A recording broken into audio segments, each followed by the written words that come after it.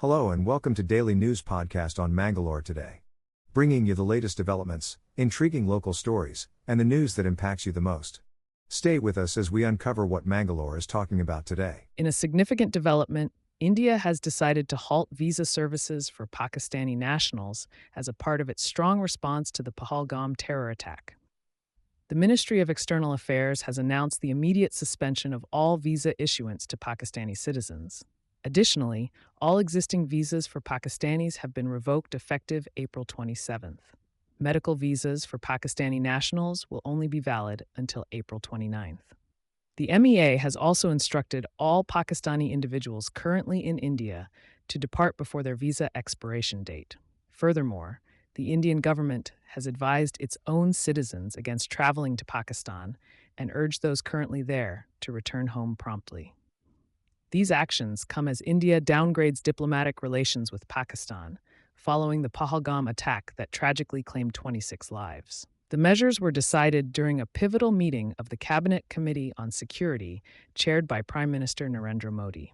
Stay tuned as this story unfolds. In a disturbing incident on the Mangaluru-Mudipu route bus, a KSRTC conductor named Pradeep from Bagalkot was arrested by Kodagu police for allegedly misbehaving with a young woman who had fallen asleep on board. The incident, captured on a passenger's mobile phone, sparked outrage as the video went viral. The police acted swiftly following public outcry and apprehended the conductor.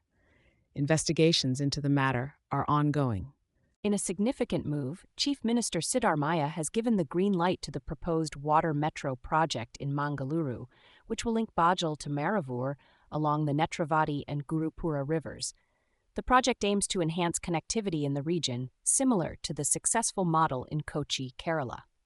The Karnataka Maritime Board will spearhead the detailed project report for what is anticipated to be India's second-largest water transport system.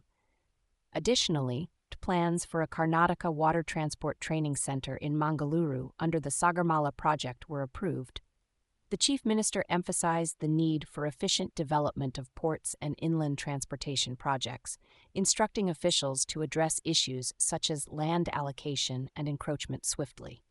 Moreover, he directed a drone survey for island development in Uttara Kannada district.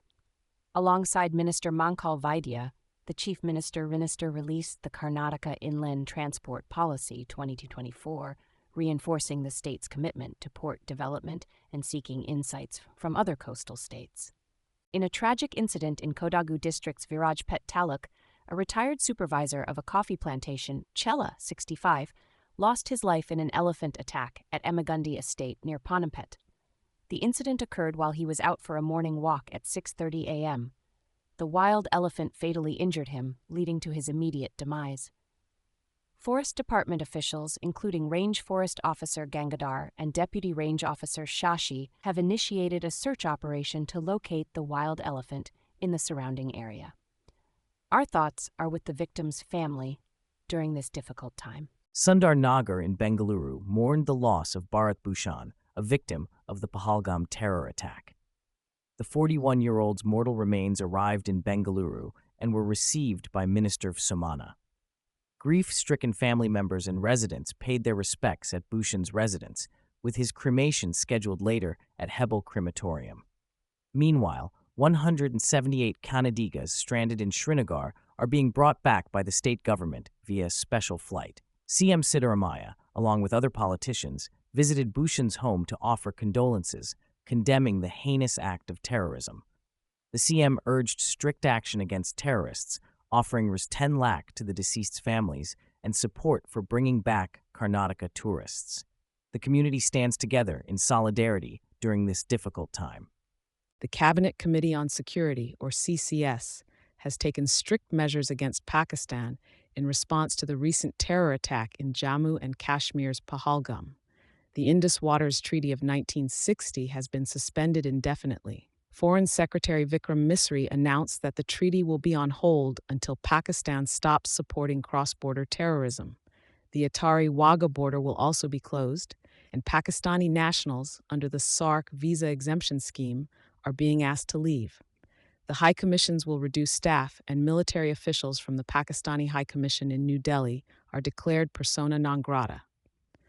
Water Resources Minister C.R. Patil praised the decision, emphasizing that the attackers will not be spared. The Indus Waters Treaty, governing 6 rivers shared by India and Pakistan, has been a symbol of cooperation, but now faces suspension. The decision to suspend the treaty reflects India's frustration with Pakistan's sponsorship of terrorism. The Resistance Front, a Pakistan-based terrorist group, claimed responsibility for the recent attack, leading to this significant decision by the Indian government. In Mangaluru, 3 men, identified as Mohammed Faz, Sharif A.S., and Mohammed Ashraf, were apprehended by Kavur police near Kavur Junction. Acting on a tip-off, the police moved swiftly to nab the trio who attempted to flee but were caught. Upon medical examination, Mohammed Faz was found to be under the influence of drugs. Faz hails from Farangipet, Sharif A.S. from Trishur in Kerala, and Mohammed Ashraf from Sulia. Stay tuned for updates on this developing story. In a recent development, Kavur and Bandar police in Mangaluru have apprehended 2 individuals for consuming drugs in public spaces. The accused have been identified as Tilak Raj, a 29-year-old resident of Urwa, and Mohammed Shamil, a 22-year-old hailing from Kerala and residing in Maroli. Tilak Raj was caught at a public ground in Panjamoguru Urundadi Gudi, while Mohammed Shamil was arrested near Bavutagud. Following a medical examination, it was confirmed that both individuals were under the influence of drugs. Stay tuned to Mangalore Today for further updates on this developing story. In Uppanangadi, thieves struck in Tekur village, Belthangadi Taluk, looting valuables from 2 homes. Brave residents woke up during the theft at Anwar's house, leading the thieves to flee empty-handed after dropping some cash. Meanwhile, in Mustafa's house, thieves stole 12 grams of jewelry and was 3,000 in cash while the family was asleep. The Uppanangadi police have initiated investigations into the incidents, working to bring the culprits to justice. Stay tuned for updates. Mangalore, Indian Space Research Organization, AO, gears up to launch a spy satellite to enhance border security following the tragic terrorist attack in Jammu and Kashmir's Pahalgam. The radar imaging satellite, named EOS-09, boasts the ability to capture high-resolution images day or night, even through clouds. This technological marvel, equipped with a C-band synthetic aperture radar, is set to join India's existing fleet of over 50 satellites in space. The PSLV C-61 mission carrying EOS-09 will ensure persistent surveillance, thwarting attempts to conceal activities from the sky. Dr. Jitendra Singh, Union Minister for Science and Technology, emphasized this satellite's advanced capabilities, crucial for safeguarding national security. ISRO's efforts to expedite the launch signify a proactive stance towards protecting India's borders with cutting-edge technology. In a strong message today, Prime Minister Narendra Modi vowed to track down and punish every terrorist and their supporters responsible for the recent attack in Pahalgam. Speaking from Bihar, Modi declared India's unwavering commitment to fighting terrorism and seeking justice for the victims. He assured the nation that those behind the attack will face severe repercussions beyond their expectations. The Prime Minister expressed gratitude for the international support and emphasized that India's resilience against terrorism remains unshaken. Accompanied by Bihar Chief Minister Nitish Kumar, Modi led a moment of silence to honor the victims of the tragedy. The nation stands united against terrorism, with confidence in Modi's resolve to combat such threats effectively. 3 Naxalites were encountered and killed in a forest in Karaguda Hills along the border of Chhattisgarh and Telangana. The gunfight occurred during an anti-Naxal operation by security forces involving around 10,000 personnel. The bodies of the 3 Naxalites have been located at the site, with more suspected casualties among the Maoists. This sizable counterinsurgency action in the Bastar region included units like the District Reserve Guard, Bastar Fighters, Special Task Force, State Police, and Central Reserve Police Force. The Telangana Police also contributed to the operation.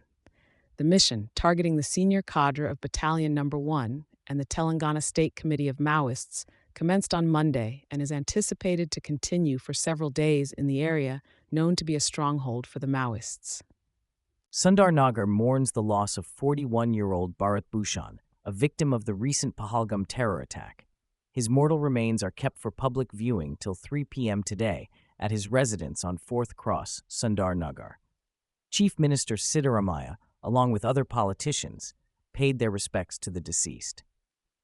In a gesture of solidarity, the state government arranges for the return of 178 stranded Kannadigas from Srinagar on a special flight.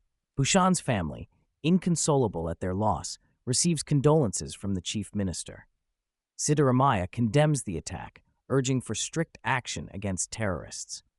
The CM also announces Rs 10 lakh compensation for the deceased families and promises support for bringing back Karnataka tourists from Srinagar. The community comes together to grieve the tragic loss and stand united in solidarity. In a tragic turn of events, the bodies of 2 Karnataka tourists, Manjunath Rao and Bharat Bhushan, who lost their lives in the Pahalgam terror attack, were flown back to Kempegowda International Airport in Bengaluru. The terrorists targeted and killed 26 individuals, most of whom were tourists, in Pahalgam on Tuesday after confirming their religious identity. The mortal remains of the victims were escorted by Union Minister V. Somana and Bengaluru South MP Tejasvi Surya. While Rao's body was taken to Shivamogga, Bhushan will be cremated in Bengaluru. BJP MP Surya expressed that India, under the leadership of Prime Minister Narendra Modi, is preparing to respond to this heinous act of terrorism. In a shocking turn of events, the 5th Additional District and Sessions Court in Mysuru acquitted Kuruba Suresh, accused of murdering his wife Malaj in 2020, after she was found alive on April 1st this year. Suresh, from the Basavanahalli tribal settlement colony in Kushalnagar Taluk, spent over 2 years in jail as an undertrial. The court directed the police to remove his name from records and ordered the state government to pay him a compensation of Rs 1 lakh. Malaj went missing in 2020, leading to a mistaken identity and false accusation against Suresh. The court also ordered an inquiry against the investigation officers for their lapses in investigation. The case highlights the importance of thorough police work and the need to prevent miscarriages of justice.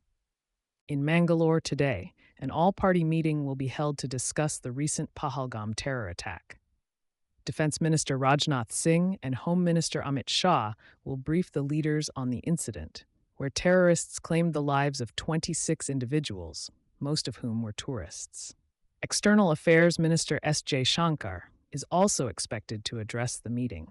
The government has taken several measures against Pakistan post the attack, including downgrading diplomatic ties and suspending the Indus Waters Treaty. This meeting aims to showcase national unity in times of crisis and allows opposition leaders to convey their views to the government. Similar meetings have been held in the past after incidents impacting national security, such as the Pulwama terror attack in 2019. Stay tuned for more updates on this developing story. In a concerning development, Indian cricket head coach and former BJP MP Gautam Gambhir has reportedly received a death threat from ISIS Kashmir. Following the threat, Gambhir approached Delhi police seeking immediate action. He lodged a formal request for the registration of a first information report, emphasizing the safety of his family. This is not the first time Gambhir has faced such threats. In November 2021, he received a similar email during his tenure as an MP. The Delhi police are expected to conduct a thorough investigation and implement necessary security measures. Gambhir had recently condemned the terror attack in Pahalgam, Jammu and Kashmir, where 26 civilians lost their lives. He expressed solidarity with the victims' families and vowed that India would retaliate against those responsible. Stay tuned to Mangalore Today for further updates on this developing story. In a significant development, the official X account of the Pakistan government has been withheld in India following the recent terror attack in Pahalgam, Jammu and Kashmir, where 26 people lost their lives. Tensions between the two countries have escalated, leading India to take decisive actions against Pakistan. This includes putting a halt on the Indus Waters Treaty. Stay tuned as we bring you more updates on this evolving situation. And that's a wrap for today. We're thankful for your viewership and invite you to delve deeper into today's topics at mangaloretoday.com. Keep up with the ever-evolving world by subscribing to our channel. Thank you for being part of our day. Good night and stay informed.